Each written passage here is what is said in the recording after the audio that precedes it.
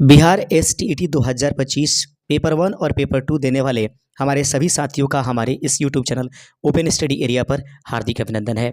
दोस्तों, आज के इस वीडियो में हम देखेंगे शिक्षण कौशल अर्थात ये जो टीचिंग एप्टीट्यूड अर्थात आर्ट ऑफ टीचिंग कही जाती है 30 अंकों की शिक्षण कौशल के मस्ट इम्पॉर्टेंट क्वेश्चंस जो कि प्रीवियस ईयर अर्थात पीवाई के आधार पर जो है उपस्थित होगा। तो पहला प्रश्न देखेंगे। इससे पहले कि हम क्वेश्चन की शुरुआत करें, अगर आपको हमारी ये चैनल पसंद आती है, आपको कंटेंट अच्छे लगते हैं तो वीडियो को लाइक कीजिएगा, अपने दोस्तों में शेयर कीजिएगा और हमें मोटिवेट करने के लिए प्लीज़ दोस्तों इसे सब्सक्राइब ज़रूर कर लीजिएगा। पहला प्रश्न है कि शिक्षक के द्वारा कक्षा में विद्यार्थियों के ज्ञान स्तर को परखने हेतु कौन सी प्रक्रिया सबसे अधिक प्रभावी मानी जाती है। शिक्षकों के द्वारा कक्षा में विद्यार्थियों के ज्ञान स्तर अगर परखना है तो इसमें से कौन सी प्रक्रिया सबसे अधिक प्रभावी मानी जाएगी। Which process is the consider a most effective for the teacher access to the knowledge level students in the classroom. इस प्रश्न का सही आंसर हो जाएगा पहले का option number B.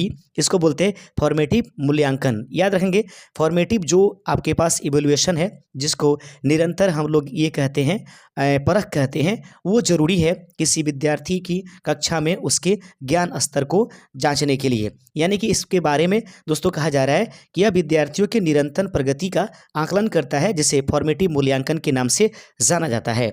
Option number B इस प्रश्न का सही आंसर था। दूसरा नंबर क्वेश्चन है कि कक्षा में प्रश्न पूछने की सर्वश्रेष्ठ तकनीक कौन सी है जिससे सभी विद्यार्थी सक्रिय बने रहते हैं। अर्थात टीचर को वह कौन से जो है लेवल या किस प्रकार से प्रश्न पूछने की तकनीक अपनानी चाहिए जिससे कि उस कक्ष में सभी विद्यार्थी जो है क्लासरूम में यानी एक दूसरे से इंगेज रहे। इसके लिए सक्रिय रखने के लिए दूसरे का ऑप्शन नंबर सी, इसके लिए प्रोबिंग प्रश्न पूछना चाहिए। प्रोबिंग प्रश्न क्या होता है दोस्तों, इसमें बताया जाता है कि यह छात्रों की सोच को गहराई तक लेकर के जाता है, यानी कि उनसे जो है इंटरनल यानी कि उनकी सोच पर आधारित रहने वाले क्वेश्चनों को उनसे पूछना चाहिए। तीसरा नंबर क्वेश्चन है कि निम्न में से कौन सा शिक्षण कौशल व्याख्यान पद्धति का मुख्य दोष है। निम्नलिखित में से वह कौन सा शिक्षण कौशल है जो व्याख्यान पद्धति का मुख्य दोष है। Which of the following is the main ये drawback of the lecture method. याद रखेंगे, निम्न में से कौन सा शिक्षण कौशल है जो व्याख्यान पद्धति का दोष के रूप में जाना जाएगा। तीसरे का सही आंसर हो जाएगा ऑप्शन नंबर बी। विद्यार्थियों में निष्क्रियता अगर आपको दिखाई दे जा रही है यह जो है व्याख्यान पद्धति में, क्योंकि व्याख्यान पद्धति में क्या होता है दोस्तों कि इसमें जो है टीचर ही अपनी बातों को बताया जा रहा है लेकिन विद्यार्थी उसमें कोई एक्टिविटी नहीं करता है। ऐसे में ये विद्यार्थियों को निष्क्रिय बनाता है। Students become passive. इस प्रश्न का सही आंसर हो जाएगा। चौथा नंबर क्वेश्चन कहता है कि किस सिद्धांत के अनुसार सीखना अनुकरण के माध्यम से होता है। किस सिद्धांत के अनुसार सीखना अनुकरण के माध्यम से होता है। According to which theory does learning take place through imitation. याद रखेंगे, किस सिद्धांत के अनुसार सीखना अनुकरण के माध्यम से होता है, तो चौथे का सही आंसर है ऑप्शन नंबर बी। याद रखेंगे, बंडूरा का सामाजिक अधिगम सिद्धांत जो होती है वह दोस्तों सीखना अनुकरण के माध्यम से होती है ऐसा बताया जाता है। ऑप्शन नंबर बी इस प्रश्न का सही आंसर हो जाएगा। बंडूरा सामाजिक जो अधिगम सिद्धांत है उसके अंतर्गत यह आता है। पांचवा नंबर क्वेश्चन है कि प्रभावी संचार का सबसे महत्वपूर्ण तत्व क्या है।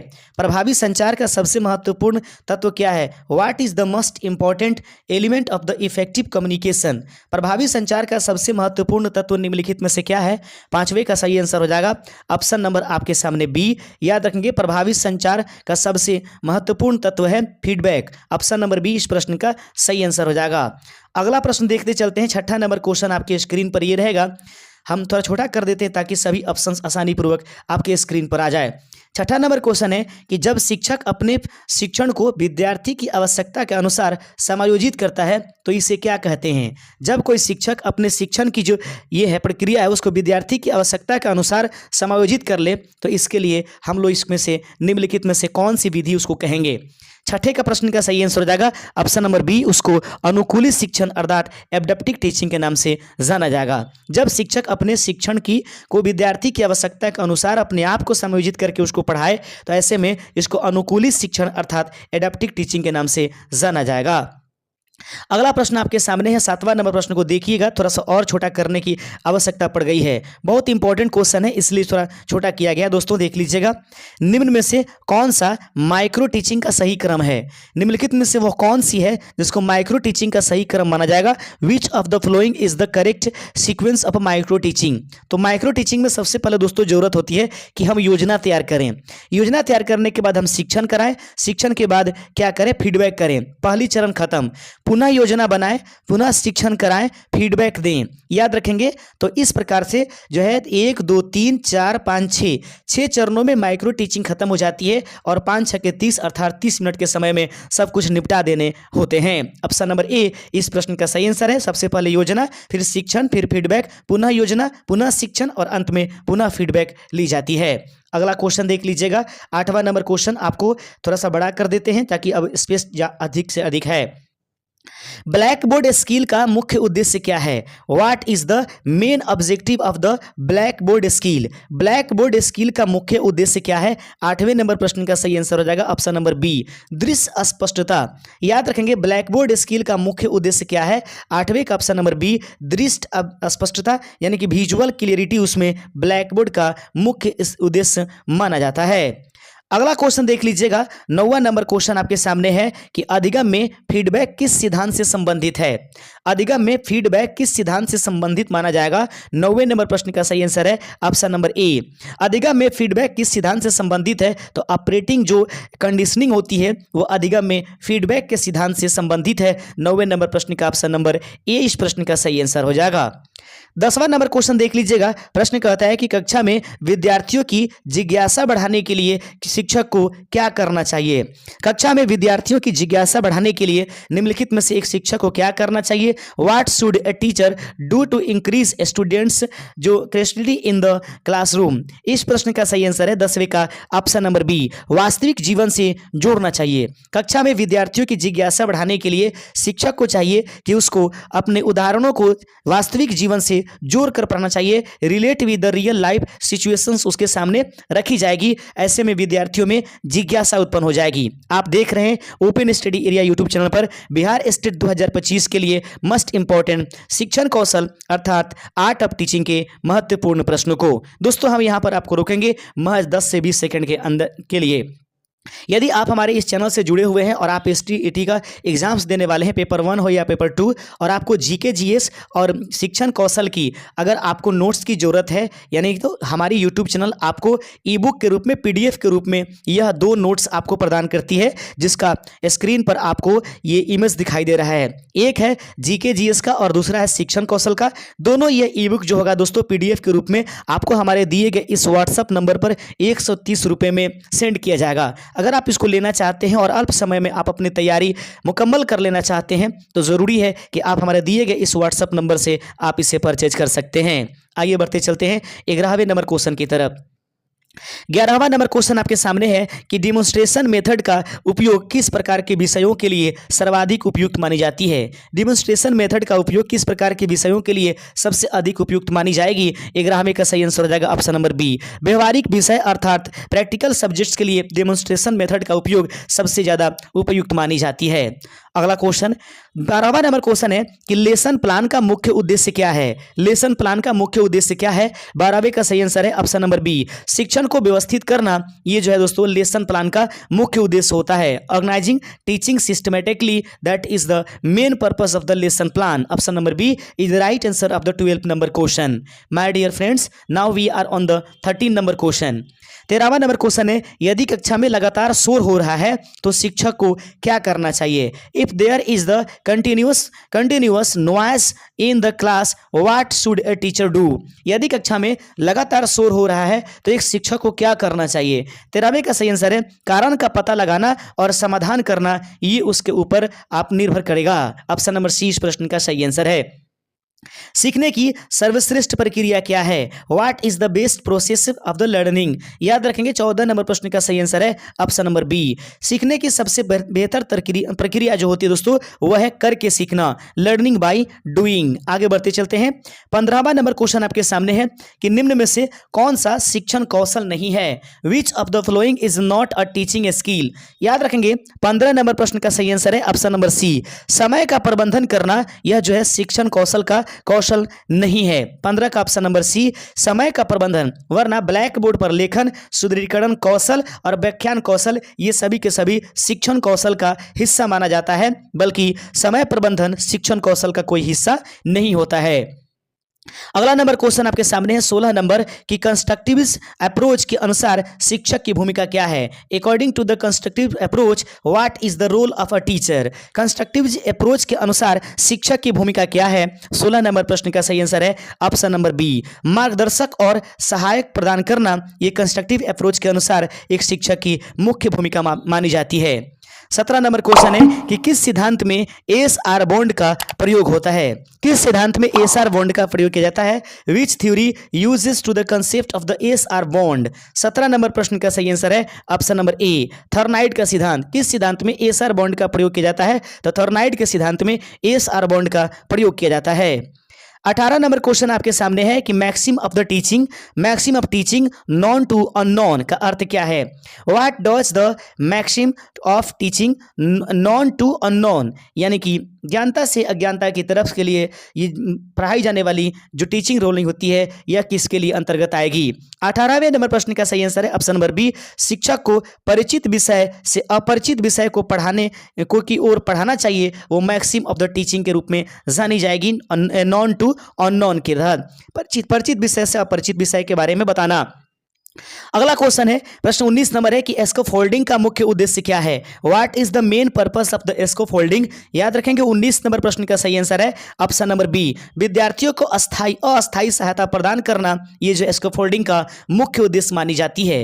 What is the main purpose of the scaffolding? B number answer जो होगा इसका सही आंसर हो जाएगा, विद्यार्थियों को अस्थायी सहायता प्रदान करना ये स्कैफोल्डिंग का मुख्य उद्देश्य मानी जाती है।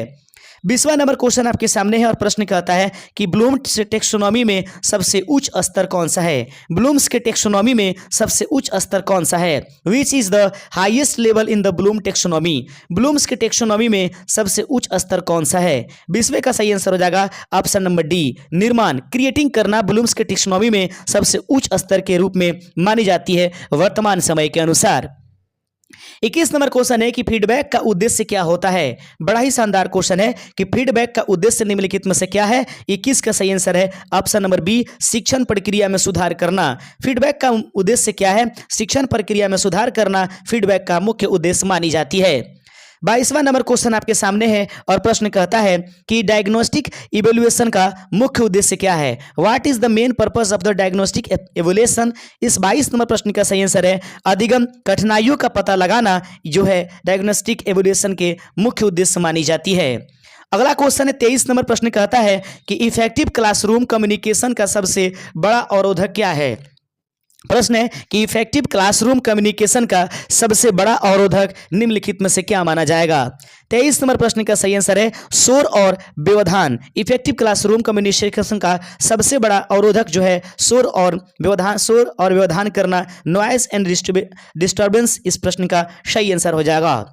24 नंबर क्वेश्चन है, प्रश्न कहता है कि जो रेनफोर्समेंट स्किल का सही उदाहरण कौन सा है? रेनफोर्समेंट स्किल का सही उदाहरण क्या है? 24 नंबर प्रश्न का सही आंसर है विद्यार्थियों के सही उत्तर पर मुस्कुराना।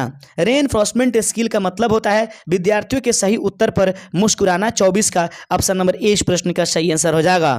25वां नंबर क्वेश्चन आपके सामने है, प्रश्न कहता है 25 नंबर, थोड़ा सा इसको छोटा कर लेते हैं दोस्तों ताकि ऑप्शन सभी के सभी आपको अच्छे तरीके से दिखाई दे। प्रश्न कहता है कि सिमुलेशन स्किल का प्रयोग कब होता है? तो 25 का सही आंसर हो जाएगा ऑप्शन नंबर ए, जब शिक्षक एक साथ कई कौशल का प्रयोग करता है तो उसे हम लोग सिमुलेशन जो है देखेंगे। सिमुलेशन स्किल का प्रयोग कब होता है? जब शिक्षक एक साथ कई कौशल का प्रयोग करता है। अगला नंबर क्वेश्चन देख लीजिएगा। 26वां नंबर क्वेश्चन आपके स्क्रीन पर है, ध्यान से देखिए। 26 नंबर क्वेश्चन आपके स्क्रीन पर रख दिया गया है मेरे साथियों, और वो है इसको थोड़ा और बड़ा कर लेते ताकि इसी में 3 ही ऑप्शंस में इसका आंसर है। फ्लिप्ड क्लासरूम में मुख्य गतिविधि क्या होती है? फ्लिप्ड क्लासरूम में मुख्य गतिविधि क्या होती है? 26 का ऑप्शन नंबर ए, छात्र घर पर वीडियो देखकर सीखते हैं, कक्षा में उस पर चर्चा करते हैं, इसको फ्लिप्ड क्लासरूम के अंतर्गत माना जाता है। अगला क्वेश्चन 27वां नंबर है कि मास्टरी लर्निंग अप्रोच का मुख्य उद्देश्य क्या है? 27 नंबर प्रश्न का सही आंसर है ऑप्शन नंबर बी, प्रत्येक छात्र को न्यूनतम स्तर तक पहुंचाना, यह मास्टरी लर्निंग अप्रोच का मुख्य उद्देश्य मानी जाती है। 28 नंबर क्वेश्चन आपके सामने है कि लेसन प्लान की तैयारी में पहला चरण क्या है? लेसन प्लान की तैयारी में पहला चरण क्या है? What is the first step in the preparing a lesson plan? 28 number प्रश्न का सही आंसर है ऑप्शन नंबर बी, उद्देश्यों का निर्धारण करना। लेसन प्लान की तैयारी में पहला चरण क्या है? उद्देश्यों का निर्धारण करना लेसन प्लान की तैयारी में पहला चरण माना जाता है। 29 नंबर क्वेश्चन आपके सामने है कि निम्न में से कौन सा कक्षा प्रबंधन का घटक नहीं है? निम्न में से कौन सा कक्षा प्रबंधन का घटक नहीं है? Which of the following is not a component of classroom management? निम्न में से कौन सा कक्षा प्रबंधन का घटक नहीं है? 29 का सही आंसर है ऑप्शन नंबर डी, परीक्षा परिणाम जो होती है वो कक्षा प्रबंधन का घटक नहीं है, वरना समय प्रबंधन, संसाधन प्रबंधन और भावनात्मक प्रबंधन जो है कक्षा प्रबंधन के घटक के रूप में जानी जाएगी। 30वां और अंतिम नंबर क्वेश्चन आज के इस सेशन का ये रहेगा, प्रश्न को ध्यान से देखिए। यदि शिक्षक का उद्देश्य छात्रों में आलोचनात्मक सोच विकसित करना है तो उसे किस पद्धति का उपयोग करना चाहिए? यदि एक शिक्षक का उद्देश्य छात्रों में आलोचनात्मक सोच विकसित करना है तो उसे किस पद्धति का उपयोग करना चाहिए? 30वें का सही आंसर है ऑप्शन नंबर बी, वाद विवाद पद्धति का उपयोग करना चाहिए। दोस्तों आज के सेशन में जो 30 क्वेश्चन हमने पूछा, आपको क्वेश्चन कैसे लगे और आप इस 30 क्वेश्चनों में ईमानदारी पूर्वक कितने सही आंसर कर पाए हैं, जरूर आप हमें इसे कमेंट करके बता दीजिएगा।